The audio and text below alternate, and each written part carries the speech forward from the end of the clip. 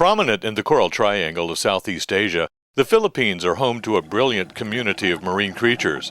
Ashore, a colorful, industrious population makes all visitors feel welcome.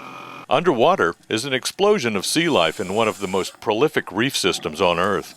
One of the crown jewels of the triangle is Apo Island, a tiny dot in a hidden corner of the Sulu Sea.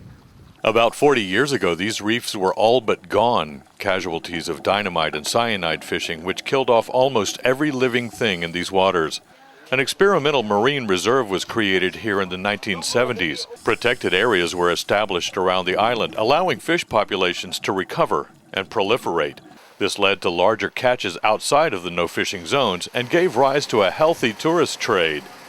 Dive professionals now call these reefs astonishing, and Oppo Island is living proof of the success of thoughtful conservation practices. It takes a village to protect a reef, a global village. Follow the link to Chicago and see what we mean. The marine sanctuary at Apo Island in the southern Philippines is a shining example of successful reef management. Bringing that message to the other side of planet Earth on the Lake Michigan shore is the John G. Shedd Aquarium in Chicago. Inside, its wild reef exhibit was inspired by none other than Oppo Island. The exhibit's designer is Brian Schutze. So it's telling a great story.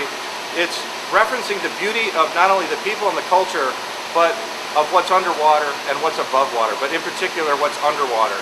And it takes you through this almost dream world of reality as you swim through the reefs of the Philippines. You meet the people, you see the animals that live there, and you learn how all of that connected together is why it can be successful. Exhibit curator George Parsons.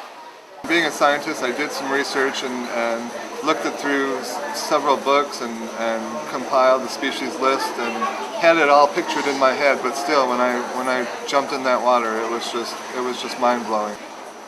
I have a little dive slate that I showed my dive partner while we were diving, and I actually wrote on it, "I could die now." I actually still have the dive slate upstairs in my office. From dead reef to a reef to die for, Oppo Island, living proof that reef conservation can work.